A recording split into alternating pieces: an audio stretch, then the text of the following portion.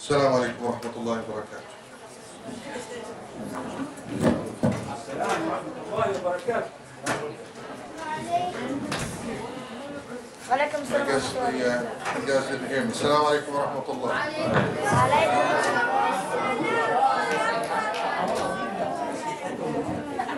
You guys need to invest in a better microphone, guys.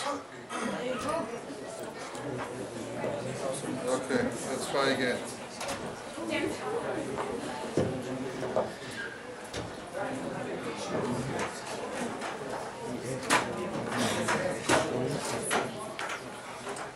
Bismillah, alhamdulillah, salatu wassalamu ala rasulillah. How are you guys doing? Alhamdulillah, rabbil alameen. طيب.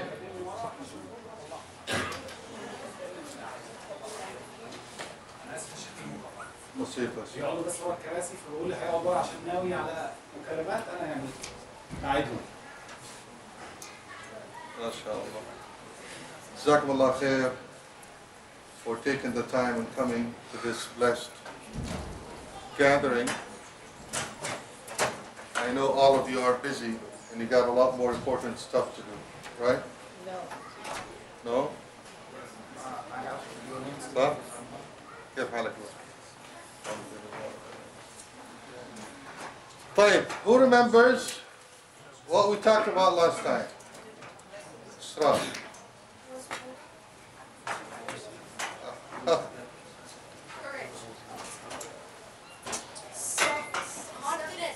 Confidence. We talked about confidence. And we watched a nice short movie. Who remembers what was it about?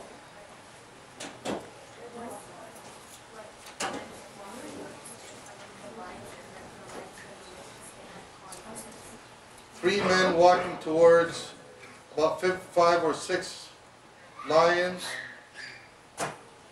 They were doing what? What were they doing? Yusuf.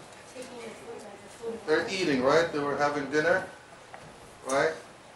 And what did the 3 men do in front of 6 or 7 lions? Can't remember how many of them. What did they do?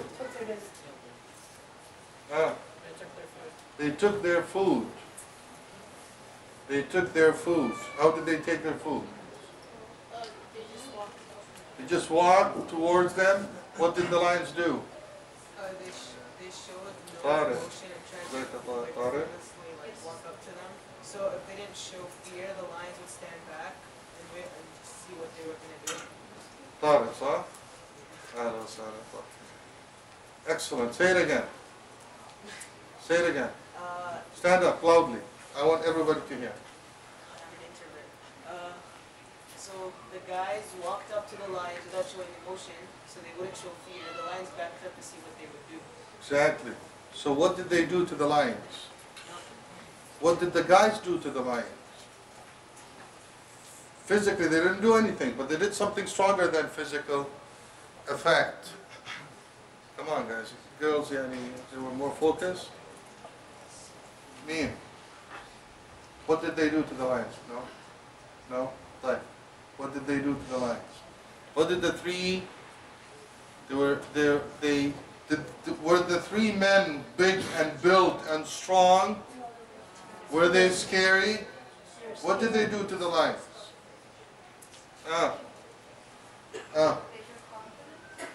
They scared them off, so? Were the lions scared? Were the lions confused? Did they run away from 3 weak men? They did. What was the reason? Everybody? Everybody? Confidence. Confidence, we said, is extremely important in life. It will help you push your life forward. It will help you block any negative attacks on you, whether it's from peers, classmates, co-workers, anybody that's trying to attack you negatively. I'm not saying physical attack. I'm saying, what kind of attack am I referring to here? Mental, psychological, emotional. Trying to push you backwards. Your confidence will help you push through, will help you succeed, will help you reach wherever you want to reach. And we also said, last time we talked about how do you build this confidence? How do we build this confidence? We were talking about it last time. How do we build this confidence?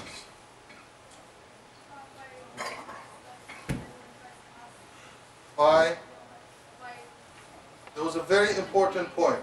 There are multiple ways to build it, but there was one important point that we discussed last time. How do we get this confidence? Where do we get it from? By what? Very important formula here. By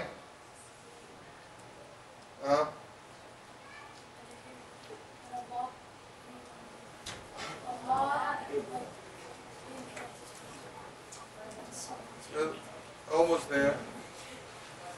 By disconnecting yourself from others and connecting yourself to Allah subhanahu wa ta'ala. When you disconnect yourself from others, it doesn't matter to you what they say. And when I say others, the others that you care about, or the others that, what others am I talking about? Who are the others? Who are the others?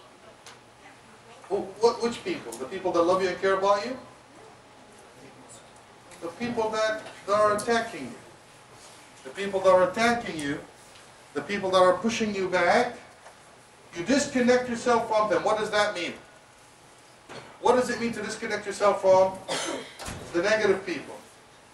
What does it mean? Ignoring them. Ignore them. What does it mean? What else? Avoid them. What else? What does it mean? How do you disconnect yourself from the others, the negative people? Block them on Instagram. Block them. You know what? Block them is the right word. Block everything that comes from them. Don't care about what they say. Don't care about what they do. Most importantly, don't care about what they think about you. You don't care about what they think about you. It doesn't mean anything to you. And connect yourself to? What does that mean? What does that mean? Pray. What does that mean? Pray, but what does that mean? Psychologically, what does that mean? Mentally, what does that mean? You believe in Him, what else? It's the opposite of what we said about people that we want to block. How? What is? But why? I mean, what does it mean? To trust him. Trust Him is the right word, but what else? So I don't care about the others say, but I care about what Allah subhanahu wa ta'ala wants. So my life revolves between not caring about the negative people and what they say, and caring about, because you need to care about somebody, or you need to care about an opinion, an evaluation. I don't care about the negative people evaluating me. I don't care about negative people telling me I'm tall, short, fat, skinny, bald, dark, light, pale. I don't care what they say. Their evaluation means nothing to me. However, we need evaluation in our lives because we're built this way. You care about opinions. But whose evaluation should we seek? Allah subhanahu wa ta'ala's evaluation. Allah subhanahu wa ta'ala's evaluation is what we care about. If we succeed in blocking other negative people's evaluation and care only about Allah subhanahu wa ta'ala's evaluation, your life will change 180 degrees. But Allah subhanahu wa ta'ala also told us, yes, we care about Allah subhanahu wa ta'ala's evaluation, but He also told us something very important in Surah Al-Kahf. What did He say? He said, وَاصْبِرْ نَفْسَكَ مَعَ الَّذِينَ يَدْعُونَ رَبَّهُم بِالْغَدَاةِ وَالْعَشِيِّ يُرِيدُونَ وَجْهَهُ. مين حافظ الآية؟ Who knows this ayah? Who knows this ayah? كم ليها؟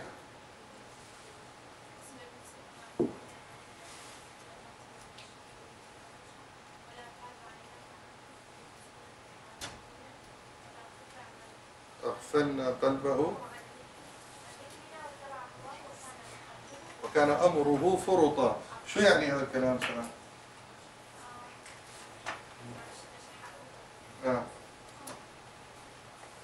واصبر نفسك أولا واصبر نفسك مع الذين يدعون ربهم بالغداة والعشي يريدون وجهه. This is the second part to the recipe. You only care about Allah subhanahu wa ta'ala's evaluation, but you do something really important, which is you need to stick with a group. You need to be with a group. You can't be alone. If you were able to master the idea of not caring about negative people's evaluation and only caring about Allah subhanahu wa ta'ala's evaluation, it's not an easy job. Allah subhanahu wa ta'ala is saying, وَاصْبِرْ نَفْسَكَ مَعَ الَّذِينَ يَدْعُونَ رَبَّهُمْ بِالْغَدَاةِ وَالْعَشِيِّ يُرِيدُونَ وَجْهَهُ. You need to stick with a group. Because we as humans would function better in a group. What happened to those three men when they went to intimidate the lions? How many of them? Was it only one? And three is what? Three is a group. Three is a group. Group starts at 2 or 3? 3 is a group. Another lesson from that video is they were able to do that because there were 3. Alayhi salatu wasalam said in a hadith, ما من ثلاثة في بدو أو حضر ولم تقم فيهم الصلاة إلا وتخطفتهم الشياطين. If there were 3 people, 3 Muslims, whether it's in a desert where there's nobody, or in a city, and those 3 people did not establish Salat al-Jama'ah. And what does Salat al-Jama'ah resembles? What does Salat al-Jama'ah resemble? When we pray together, what does it resemble? Why did we just pray at home individually? What does it resemble? Sahih, there's more ajr, but what does it resemble? Why do we pray together? What does it resemble? What does it resemble? Unity, group. Group. We pray jama'ah so you feel you're shoulder to shoulder with your community member. We are a group. If we don't establish Salat al-Jama'ah, Sallallahu Alaihi Wasallam said, even if we're 3 of you, you will be faced, you will be basically destroyed by the challenges. That's the meaning of the hadith. You will be destroyed by the challenges if you don't form your group. You don't group. You don't work together as a group. Because you can't do it on your own. And let me ask you this.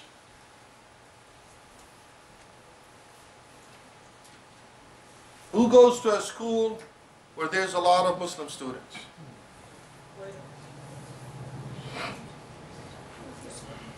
How many, roughly? Most of the school, mashallah, where is that? Mississauga. It's a big hub. How do you feel being in a school where it's a lot of Muslims? You're more comfortable. You get more questions or less questions about you being different?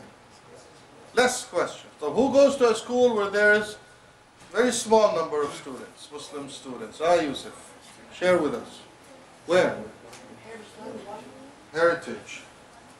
Roughly. Who's the one? Other than me? So you and one. You're not even a thalatha. Allahu Akbar. So Yusuf goes to a school where it's only him and another Muslim. You guys know each other? Yeah. Close? No.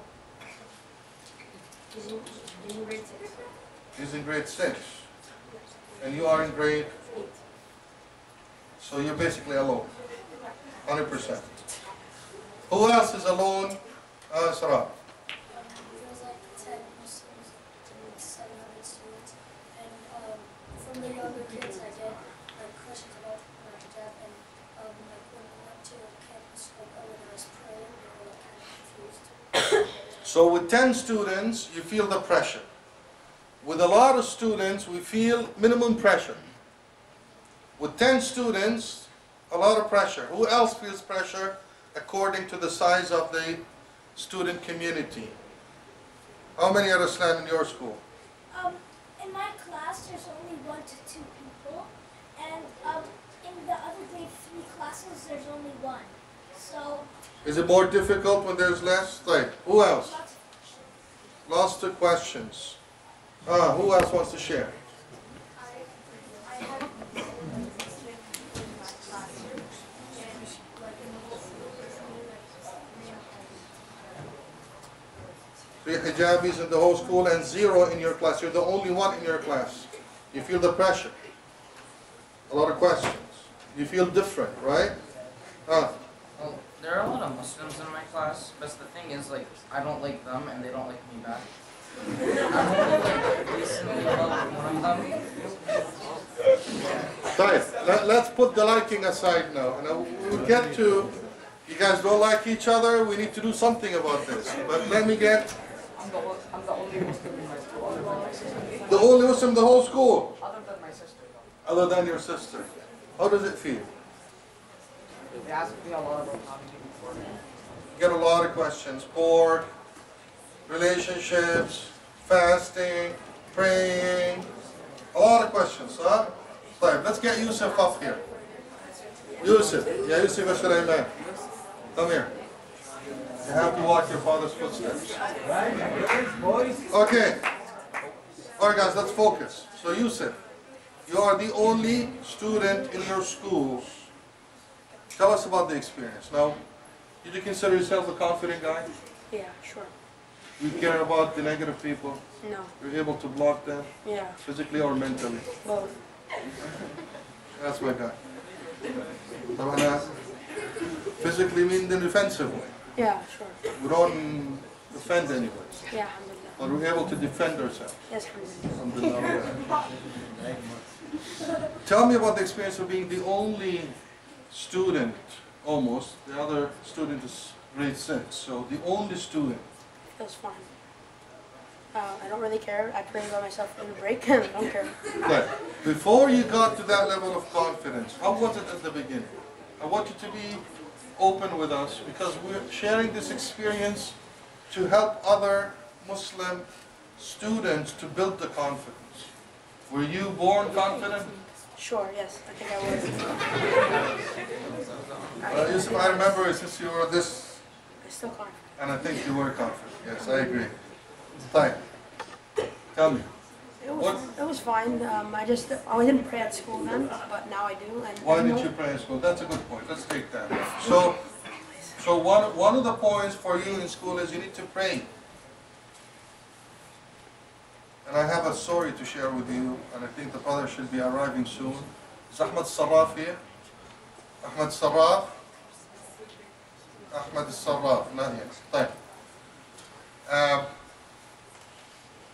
So one thing you need to do is, one of the many things that you need to do, you're not going to eat anything with pork, you're not going to do this, you're going to do that. But you need to pray. So if you're the only one in school that wants to pray, is it difficult when you're alone? I honestly don't feel it because my teacher gives me support. And Prior to that, let's say you're just going into the school, you're by yourself. Now, alhamdulillah, now we're talking about you where you've been able to overcome the challenges, huh? I've been in the school since I've been there since preschool. I've known a lot about it. So once I hit grade 1, I started praying in the school. So it wasn't a big deal. Wasn't a big deal. For me, at least. Alhamdulillah. Because you were there from a very young age, and mashallah, your family is an active family.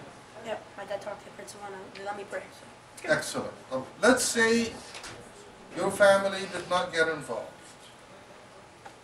At one point, how did you ever feel that it's difficult to be a Muslim? Yeah, a little bit. All right, let's talk about that. You know, I know you're strong and you're a superhero. But let's put that aside a bit.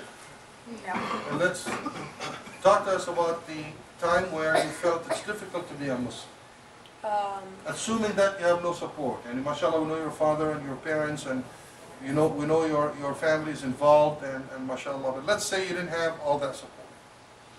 Probably, I honestly don't know. I think it was in grade 7, we got a new principal and vice principal, so I talked to them myself.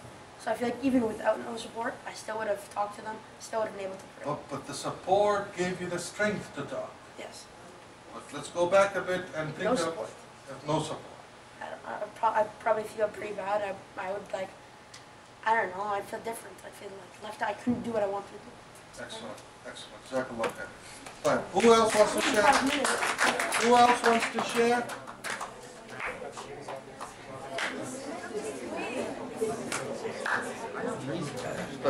Who else wants to share with us?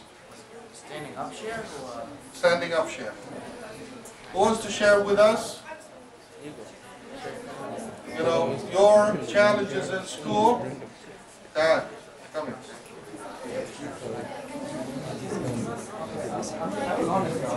Yeah. Yeah, let's listen, guys. Yeah, let's share. How many students? well, there, like, when my sisters went, there was, like, I think they were the only ones except for one. But now, like, the school has been getting a few, like, students from different areas. But you've experienced a period where you were alone or a few Muslim students? Well, to be honest, I don't remember, like, my class that well in the first few years, but I remember there not being that many Muslims.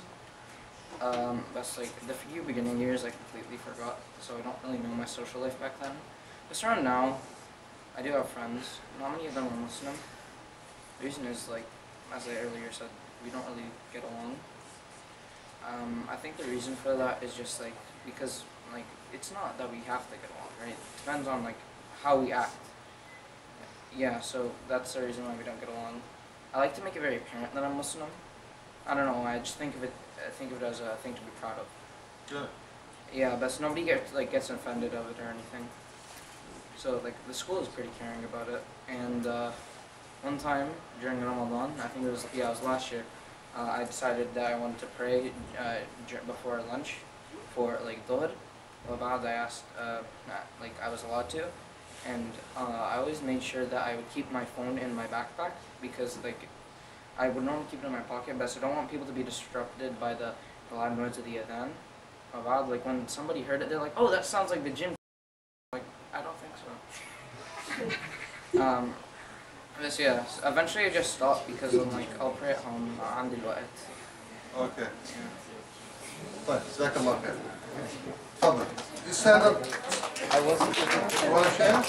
Yeah. Let's listen, guys.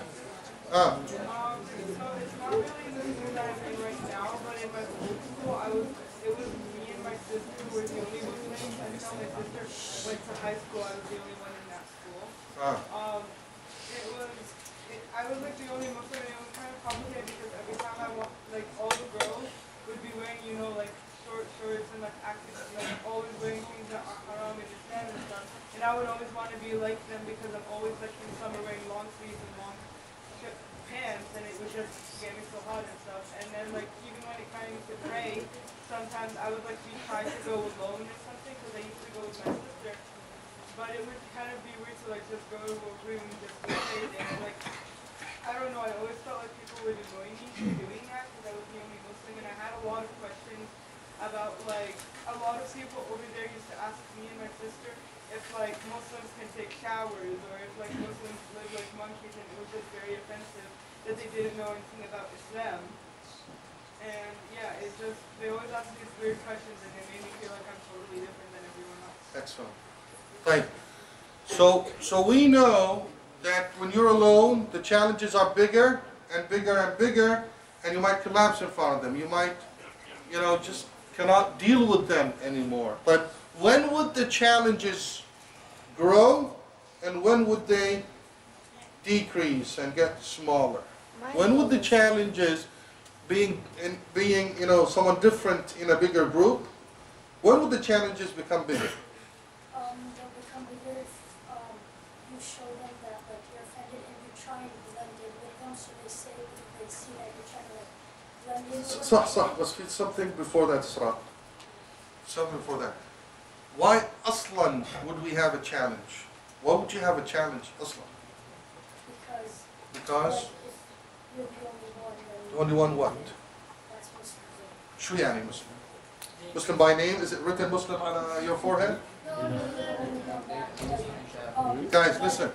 This is important. What does that mean? What's wearing hijab? What is wearing hijab? What is wearing hijab? Huh? You're practicing your deen. You're practicing your deen. You are following Allah subhanahu wa ta'ala's command. So the more you practice your deen, the more you show signs of practice, signs of adherence to Allah subhanahu wa ta'ala's commands, the more the challenges. More. Make sense? Some people say, Wallahi, I never had any problems. It's been a breeze. Now, it could be that, I'm not saying it's ugly and evil out there. I'm not saying that. There are very good people around us, people of other faith, people of other cultures, respectful, courteous. They're tolerant. We live in a beautiful country. But there are people that are not. So the more you practice, the more challenges, the more questions, the more mocking, the more negative remarks. The less you practice, you will what? Blend. That's when you blend in. Right? So less challenges, maybe because a person is less practicing and it's between them and Allah subhanahu wa ta'ala, or maybe they got blessed, they have a good crowd around them. Say it. What, tell me, it's okay, repeat it.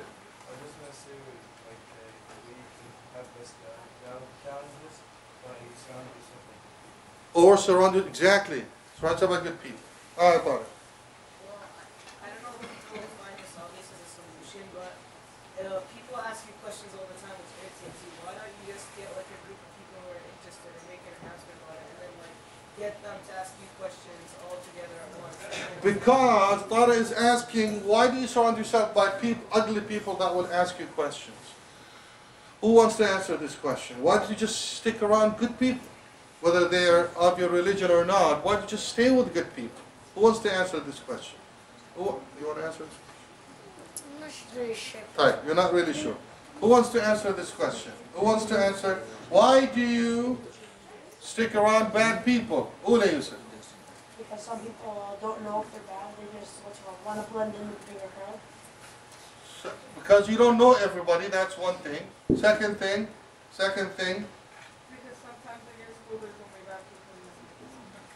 Because you can't filter.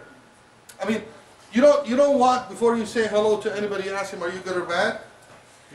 Right? People come to you. This is life, Habibi. This is life. You're faced with people, different type of people. Whether you like it or not, they will come in your way. Right? And you get faced by bad people, you don't choose it. Now you don't go, you're in school. Now I understand the people will say, don't go to bad places so you won't see bad people. So, does that make sense? But you're in school. And in school there are good people, there are bad people. So yes. لا علي صوتك. The problem, the reason why you want to hang out with bad people is because you feel like you're the cool kid. But sometimes people choose to be with bad people because they're cool. Yes, that's right. Also something that can affect this is age. Absolutely. Now, the older you are, maybe the more aggressive you get. Fine. So, Malish, I'm going to move to the next point. So Allah subhanahu wa ta'ala is telling us, be with the right people. Which people? What people to stick with first? Your close circle. Which people? People that have a lot in common with you. Well, let's say at school. You're at school. Allah subhanahu wa ta'ala is telling you, وَاصْبِرْ نَفْسَكَ مَعَ الَّذِينَ يَدْعُونَ رَبَّهُمْ فِي الْغَدَاةِ وَالْعَشِيِّ يُرِيدُونَ وَجْهَهُ. Those that pray to Allah subhanahu wa ta'ala, what does that mean? That they're having a lot of things in common with you. Because when you have common religion, common, That reduces what? Questions. I don't eat pork, you don't eat pork. I'm not going to ask you, why don't you eat pork? You know, you wear hijab, you wear hijab. I'm not going to ask you, why don't you wear hijab? Or why do you wear hijab? So when you have people with a lot of commonality, and this is normal in human beings, people with same interest like to stick with each other. Lesh? Because they have less conflicts, less differences. The more you stay around people that have a lot of differences, the more questions will come up. The more challenges, the more comments, the more condemnation. Oh, you do this, or you do that. You don't take a shower? Do you take a shower with this thing on your head? You get crazy questions because the differences. So the less differences you have with your group, the smoother your life will be. Sometimes what's wrong with questions people just aren't interested? No, okay. We're not talking about people that have positive, interested questions. What are we talking about? We're talking about negative, attacking, abusive questions. Clear? There are good people out there, they will ask kindly. Yeah, we're engaged in a conversation, no problem. Talk about people that will attack you.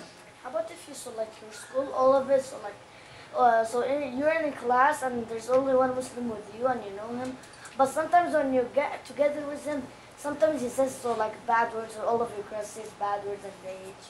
صح. When you select the school, it's important to select the environment. طيب.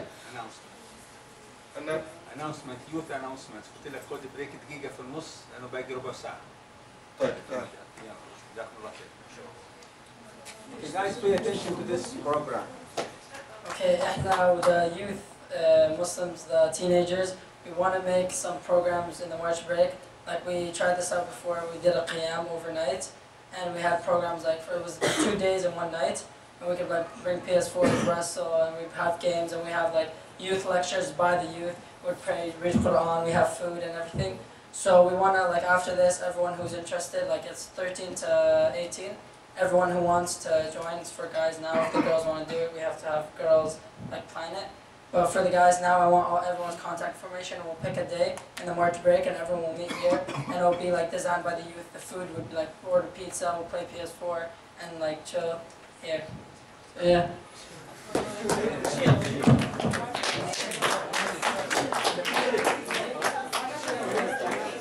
If you guys, this is another form. The intervention the announcement was at the right time, because this is another form of sticking with the group, right? So you want to spend your time with the right group, the group that has the same interest, the group that doesn't have a lot of differences, to keep you calm and to keep you in a state of confidence. The more negative questions and comments you get, the more your confidence will diminish. We want to stay confident so we can grow. So we said, you have trust in Allah subhanahu wa ta'ala. You only care about His evaluation and the evaluation of the people that are like us, like you, or wish you well, or positive people. Their evaluation is important, because how do we know that we're supporting each other? Is we care about our people's evaluation. We care about it, because that will help us grow and develop. Now, and part of being in the group, your MSA, your student peers, your masajid, what else? The neighbors, always stick with the community. But I want to go back to knowing Allah subhanahu wa ta'ala, or building, or caring about Allah subhanahu wa ta'ala's evaluation. Inshallah, in the following part, we'll focus on that a lot more, but I want to start it now. What does it mean to care about Allah subhanahu wa ta'ala's evaluation? What does it mean? He said we don't want people's approvals, negative people's approvals and negative people's evaluation. We want Allah subhanahu wa ta'ala's approval and Allah subhanahu wa ta'ala's evaluation. How do you achieve that? How do you achieve Allah subhanahu wa ta'ala's approval and care about His evaluation? What does it mean to care about His evaluation? Come on, guys. Praying. What else? Reading Quran. Understanding your purpose. That's an excellent point. Excellent point. What else? Fasting. dua. What else? What else? Before all of this, do dhikr. Before all of this, what do you need to know? What do you need to know? You need to know who Allah is. Barakallah feek. You need to know who Allah is. You need to know what He's capable of doing. You need to know His magnitude. You need to know His powers, His greatness, His mightiness. You need to know who are you relying on. If you're choosing a project partner in your classroom, what would you care to know about that project partner? What would you care to know about that project partner if you're choosing a project partner in school, in your class? To know what? Give me. If they're good at what they're doing, excellent. What else? What else you need to know about your project partner? If they're beneficial to you and the project, mashallah, what else? If they're smart, what else? What else would you need to know? What else would you need to know? If they're hardworking, what else do you need to know?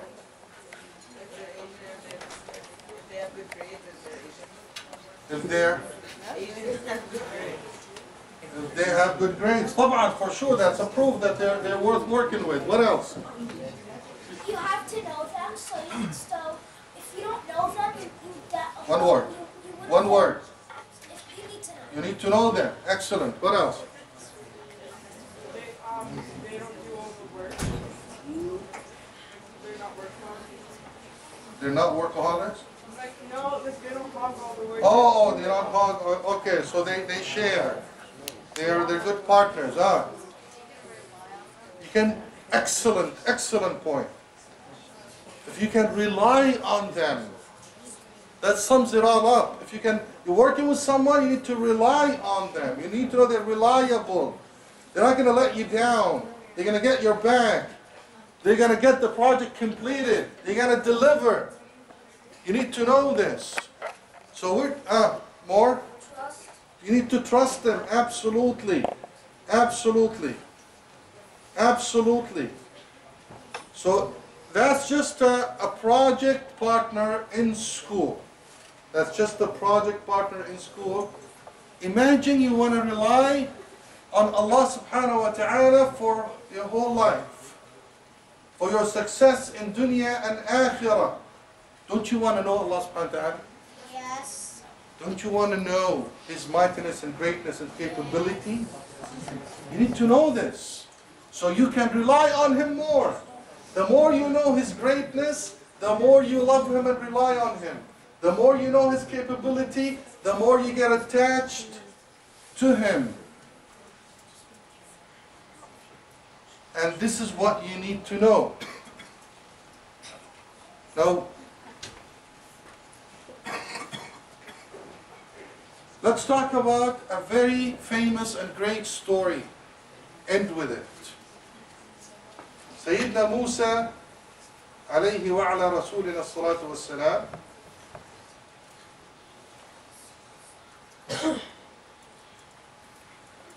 when he left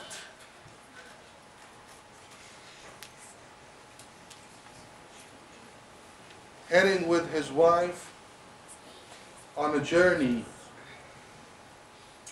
as he was walking through the desert, he wanted to go look for fire, to light up the fire, cook some food, fire for safety, for cooking, and he approached a light from a distance. And as he approached the light, he heard a voice. إني أنا ربك فاخلع عليك إنك الوادي المقدس طوى. He heard a voice telling him, I am your Lord. I am your Lord. Who's talking to Sayyidina Musa? Allah subhanahu wa ta'ala spoke to Musa alayhi salatu wasalam. That was the gift. Yes. Well, Sayyidina Muhammad sallallahu alayhi wa sallam as well. But despite Sayyidina Muhammad, Allah subhanahu wa ta'ala spoke to Sayyidina Musa. And Allah subhanahu wa ta'ala introduced himself. How would we know Allah subhanahu wa ta'ala? How would we know Allah subhanahu wa ta'ala? What's our source? By reading the Quran. By reading the Quran. Allah subhanahu wa ta'ala spoke about himself in the Quran. He introduced himself. He told Sayyidina Musa, إني أنا ربك فاخلع عليك إنك بالوادي المقدس طوى وأنا اخترتك فاستمع لما يوحى. I've chosen you, listen up. Listen up. Allah subhanahu wa ta'ala is talking about himself. Listen up. What does he want to say about himself? I am your Lord and I've chosen you. In Tafsir ibn Kathir, they say that Allah subhanahu wa ta'ala told Sayyidina Musa, do you know why I've chosen you to be the one that I will directly speak to or address? Why did Allah subhanahu wa ta'ala choose Sayyidina Musa to talk to, where other prophets, the mean of communication was different? What was it? What was the mean of communication? It was Jibreel alayhi salam. There was a mean of communication through Jibreel. But Musa alayhi salam, Allah subhanahu wa ta'ala chose to speak to him directly. And there's a riwayah that talks about this. Why did Allah subhanahu wa ta'ala choose Musa? But he became Kalimullah because Allah spoke to him. But why? In that riwayah, Allah subhanahu wa ta'ala told Sayyidina Musa, because you were the most humble person on earth. Humble. There's a secret here. Was Sayyidina Muhammad alive back then? So that was the time of Sayyidina Musa. He was the most humble. His humbleness brought him closer to Allah subhanahu wa ta'ala. You want to get closer to Allah subhanahu wa ta'ala, you become humble. No arrogance. Don't think of your ego. You want to rely on Allah subhanahu wa ta'ala, you become humble. So Allah subhanahu wa ta'ala spoke to him. قال إني أنا اخترتك فاستمع لما يوحى. Listen up. إنني أنا الله لا إله إلا أنا. Allah subhanahu wa ta'ala is saying, بِعِزَّةِ جَلَالُهُ, He is Allah. And there's no Allah but Him. Message number one. He is the God and there's no God but Him. He's the only one we rely on and there's no others to rely on. فَعْبُدْنِي. Okay, He is Allah then. فَعْبُدْنِي وَأَقِمِ الصَّلَاةَ لِذِكْرِي. فَعْبُدْنِي. What does فَعْبُدْنِي mean? What does فَعْبُدْنِي mean? What is al-ibadah? What is al-ibadah? Worship. Just worship. What does worship mean? فَعْبُدْنِي means أطعني. Al-ibadah is obedience. What is worship? It's doing what Allah subhanahu wa ta'ala wants you to do. فَعْبُدْنِي means obey me. Absolute obedience to Allah subhanahu wa ta'ala. فَعْبُدْنِي وَأَقِمِ الصَّلَاةَ لِذِكْرِي. Your salah, don't forget, it's a very important way of ibadah, of obedience is your salah. Worship Allah subhanahu wa ta'ala, obey Allah subhanahu wa ta'ala. إِنَّ السَّاعَةَ آتِيَةٌ, the following ayah, إِنَّ السَّاعَةَ آتِيَةٌ أَكَادُ أُخْفِيهَا لِتُجْزَى كُلُّ نَفْسٍ بِمَا تَسْعَى. And Allah subhanahu wa ta'ala spoke about something very important. After he said to Sayyidina Musa, obey me, then he said there's a sa'ah. What's the sa'ah? It's the judgment day. Obey Allah subhanahu wa ta'ala because there's a judgment day coming. What is the judgment day? What happens in a judgment day? What's a judgment day? It's the day where everybody dies and gets judged. Judge for what? Like for their sins. For your actions. إِنَّ السَّاعَةَ آتِيَةٌ أَكَادُ أُخْفِيهَا. Allah subhanahu wa ta'ala, did He tell us when is the sa'ah? No. He didn't tell us. We don't know. Nobody knows when the judgment day is. Why? لِتُجْزَى كُلُّ نَفْسٍ بِمَا تَسْعَى. So you will be Rewarded. either rewarded or for your what? For your sa'i, for your actions. For your actions. This day will come, as-sa'a, the judgment day, and you will be evaluated for your actions. This is the message. Who's gonna evaluate us? I don't care about people's evaluation, especially negative ones, because I care about the evaluation of Allah subhanahu wa ta'ala. So you'll be evaluated for your actions. You do good, you get good. You do bad, you pay for your consequences. لتجزى كل نفس بما تسعى فلا يصدنك عنها من لا يؤمن بها واتبع هواه فتردى. Make sure, don't let anybody distract you from the real evaluation. Don't care about the dunya evaluation, the negative evaluation, and focus on what evaluation? Allah's evaluation. At the end, this is the evaluation that you care about.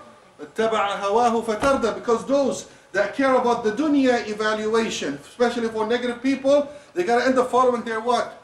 Their desires, their whims and desires. Because they want to be cool, because they want this, because they want that. They follow people on earth. They care about evaluation of negative people. Allah's telling you, do not care only about Allah's evaluation. And if you follow the evaluation of people on earth, فَاتَّبَعَ هَوَاهُ فَتَرْدَى. Tarda means you will lose. Tarda means you'll get dysfunctional. Tarda means you will collapse. Tarda means, وَالْعِيَاذُ بِاللَّهِ, your life will be destroyed. So the message is, we care about Allah's evaluation. Yawm al-Judgment Day, we don't care about the negative evaluation of people. You master this equation, you will stay confident, inshallah. Next meeting, we'll continue with the confidence. Jazakumullah khair. Assalamu alaikum. Nobody move, just a second.